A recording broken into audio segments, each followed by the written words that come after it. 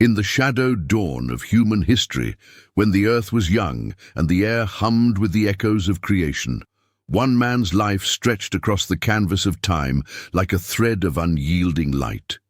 His name was Methuselah, the longest-lived soul to ever walk this weary world. 969 years of breath, of witness, of quiet defiance against a gathering storm. Born into an age of fading grace, he stood as the last sentinel of righteousness, a bridge between paradise lost and judgment to come. This is his story, woven from ancient whispers and sacred scrolls, a tale of faith's fragile flame in a world devouring itself. Join me as we journey back to the cradle of antiquity, where gods walked among men, and one grandfather's legacy would birth the dawn of renewal. Picture a world still raw from the hand of the divine, the Garden of Eden's memory lingering like mist on the rivers. It was the seventh generation from Adam, around the year 687 after creation, when unrest stirred like a serpent in the dust. Violence crept into hearts, and the sons of men turned from the stars to shadows.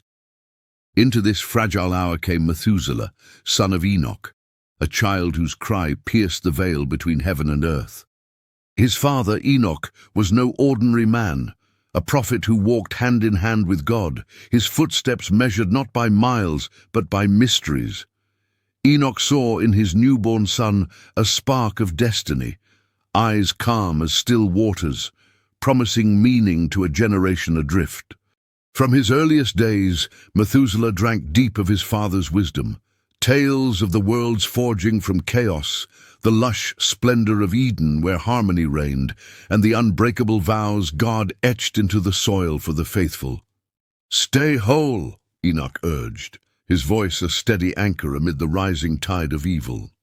Kindness grew scarce, like dew in a desert, yet in their simple tent, father and son forged a sanctuary of stories and prayers, shielding the boy's heart from the corruption seeping through the land.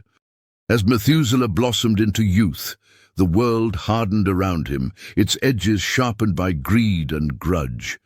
Villages swelled with clamor, where once quiet fields had bloomed under divine blessing. Economically, the earth yielded grudgingly now, crops twisted by neglect, rivers muddied by unchecked ambition, as men hoarded grain and forged tools not for tilling but for strife. Politically, clans fractured into rival bands, led by warlords who prized strength over stewardship, their councils echoing with plots rather than pacts. Technologically, fire and flint advanced into spears and snares, innovations born of survival twisted into instruments of dominance. Culturally, songs of creation faded, replaced by chants of conquest, idols carved from sacred groves to mock the one true light. Yet Methuselah, shaped by Enoch's unswerving path, became a beacon in this gloom. He learned to discern the divine in the ordinary, the whisper of wind through olives as a call to prayer, the cycle of seasons as proof of enduring promise. His father's devotion was a living lesson. Righteousness not as a crown, but as a cloak against the chill of moral decay. Then came the day that etched eternity into Methuselah's soul. Enoch, at the ripe age of 365, simply vanished. No grave marked his end, no pyre lit the night. He walked with God, and was not, for the Creator claimed him, sparing his faithful servant the sting of earth's full corruption. Methuselah, then a young man of perhaps 100 years, scoured the valleys and peaks, his cries swallowed by silence. The elders murmured of rapture, a reward for Enoch's intimacy with the divine, whispered prophecies of judgment to come. Grief carved deep lines in the young heir's face, but it forged him stronger too. Now the mantle fell squarely on his shoulders, the sacred charge to preserve the flame. With Enoch's absence a hollow ache, Methuselah stepped forward, his life a vow to echo his father's stride. He became the family's lodestar, a symbol of hope for the scattered righteous, those few who still lifted eyes to heaven amid the plague of violence spreading like wildfire across the plains. years unspooled like threads from a divine loom. And Methuselah, ever faithful, took a wife and fathered Lamech at the age of 187. This son mirrored his own gaze, deep, searching, a vessel for the legacy unbroken. The world, meanwhile, plunged deeper into abyss. By now, around the 800th year of creation, corruption wasn't mere shadow. It was the very soil men tilled. Economically, trade routes birthed not prosperity, but plunder, bartering turning to banditry as resources dwindled under selfish hands. Politically, fragile alliances crumbled into endless feuds, kings rising on thrones of bone, their edicts lawless decrees that crushed the weak. Technologically, the wheel and plough stagnated, overshadowed by the forge's roar, bronze blades glinting in torchlight, signaling an era where innovation served slaughter. Culturally, festivals devolved into orgies of excess, ancient hymns drowned in the din of debauchery, as if humanity had collectively turned its back on the garden's ghost. Methuselah watched it all with a heavy heart, the weight of generations pressing like storm clouds. Yet he poured Enoch's teachings into Lamech, parables of perseverance, the sacred rhythm of Sabbath rest, the art of silent communion with the Almighty. Evil swells, he'd say, voice low as embers, but God's word is the root that holds. Fatherhood deepened Methuselah's resolve, mirroring the burden Enoch had borne. He felt his own father's absence as a constant companion, a spur to seek God's face in the quiet hours before dawn. Memories flooded him, Enoch's eyes alight with unseen visions, his tales of celestial courts and earthly covenants, the otherworldly peace that enveloped him like a shroud of grace. That peace Methuselah now chased, teaching Lamech to navigate the treacherous ground of faith. Danger lurked in every shadow, whispers of persecution for the pure-hearted, the lure of compromise that snared so many souls. But Enoch's final counsel rang clear: endure, for the promise endures. And so Methuselah did, his days a tapestry of toil and testimony, planting seeds of sanctity in his son's fertile mind. Deep within, a tremor stirred, a sense that his vigil was prelude to something cataclysmic, a divine reckoning poised on the horizon. Centuries wore on, Methuselah's frame bending but unbowed, his hair silver as the Jordan's foam. At 187, Lamech had wed, and at 182 begat Noah, the boy whose arrival sent ripples through the ether. Methuselah, now deep into his 369th year, gazed upon his grandson and felt the wheel turn. Noah's eyes held that same purity, a shard of Eden unbroken, evoking Enoch's glow. Lamech sensed it too, and together they cradled the child in lore and love, schooling him in the truths that time couldn't erode. Creation's symphony, the fall's fracture, redemption's whisper. By this era, the 1056th year after Adam, the globe groaned under sin's yoke. Regionally, from the Fertile Crescent to the rugged hills, societies splintered. Mesopotamian precursors bartering blood for barley, early clans in the Levant forging fragile faiths amid famine's threat. Globally, humanity's footprint spread thin, a web of wandering tribes where economic scarcity fueled migratory raids, political hierarchies hardened into tyrannies, and technological sparks like early metallurgy lit paths to perdition rather than progress. Culturally, myths multiplied, diluting the one true narrative into polytheistic haze, rituals raw and ravenous. Yet in their lineage, a countercurrent flowed. Methuselah and Lamech wove a quiet resistance, their home a haven of hymns and hearth tales. Noah absorbed it all, his young soul a sponge for the sacred, oblivious to the world's wanton whirl. As the boy grew, Methuselah shared Enoch's enigma, the rapture that defied death, the prophecies of purge that hung like unsheathed swords. The earth cries out, the elder confided, and heaven heeds. Noah listened, grave beyond his seasons, as if ordained for the fray. Time accelerated. Noah wedding at 500, fathering Shem, Ham and Japheth, his family a fragile ark of the pure. Methuselah, nearing 700, watched with paternal pride laced with portent. The signs multiplied, skies bruised with unnatural fury, ground quaking as if in labor, winds howling laments.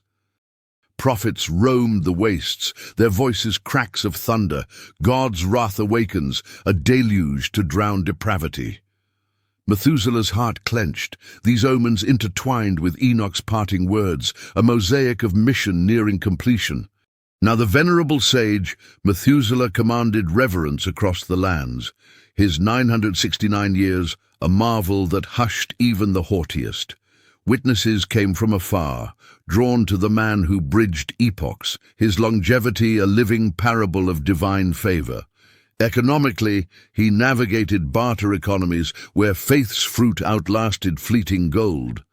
Politically, he shunned the thrones of tyrants, advocating stewardship over sovereignty.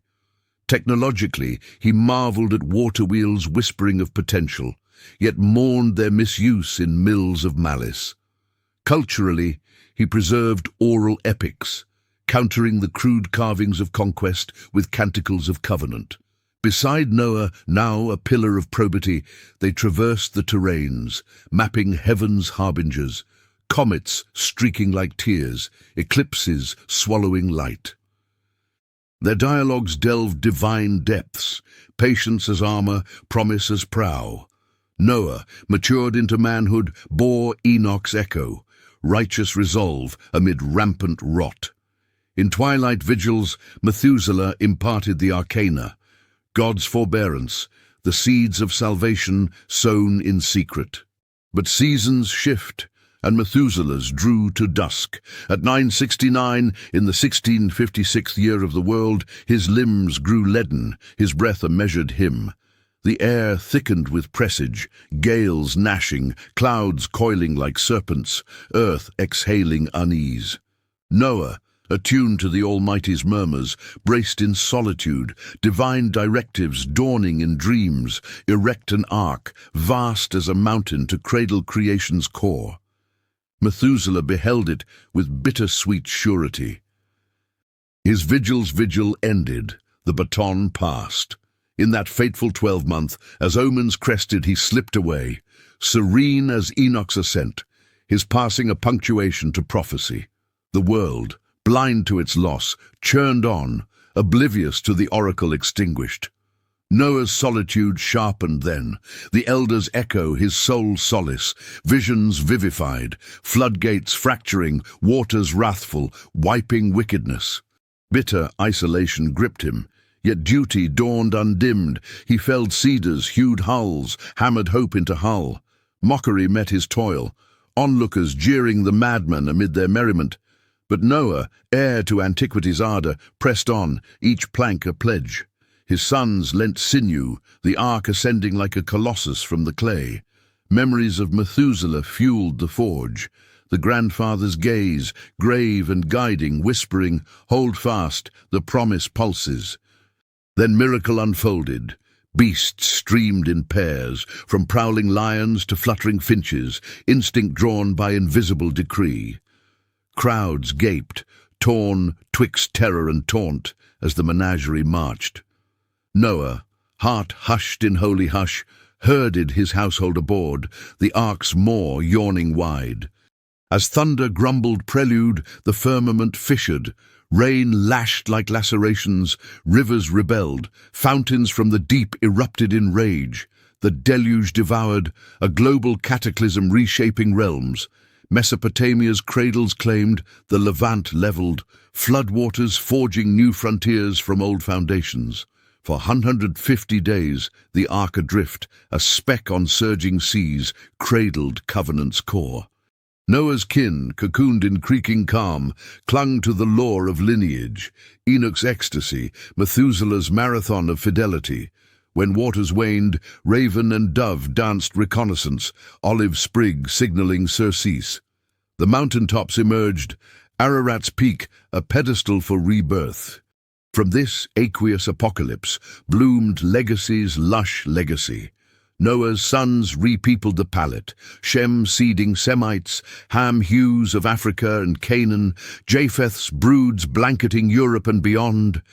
Regionally, the Near East rebooted, ziggurats rising from silted soils, myths of Deluge echoing in Sumerian seals and Gilgamesh's grief. Globally, the flood's fingerprint etched migrations, economies reborn in rainbow's radius, agriculture anew, politics pacted under patriarchal prudence, technology tempered by trauma's teachable terror. Culturally, the tale transmuted into tapestries, Babylonian boats, Hindu hydrops, native deluges, a universal underscoring of hubris humbled, harmony's hard-won hymn.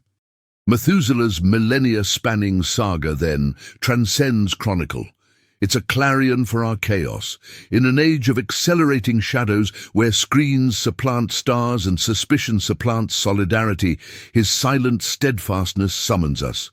He beheld barbarity burgeon yet bowed not, sowing sanctity sans spectacle, trusting tomorrow's tiller though he tilled not its furrow.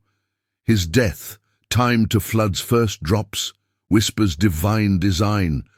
Faithfulness flowers not always in fruition, but in fidelity's quiet forge. What tempests brew in our skies? Will we, like Methuselah, mark the signs, mend the moorings of our souls? His story stirs a somber summons. In the din of decay, dare the divine dance, patient, pure, promising dawn beyond deluge. For in the end, as waters recede and rainbows arch assurance, we glimpse the eternal echo. God's grip on grace outlasts the gale.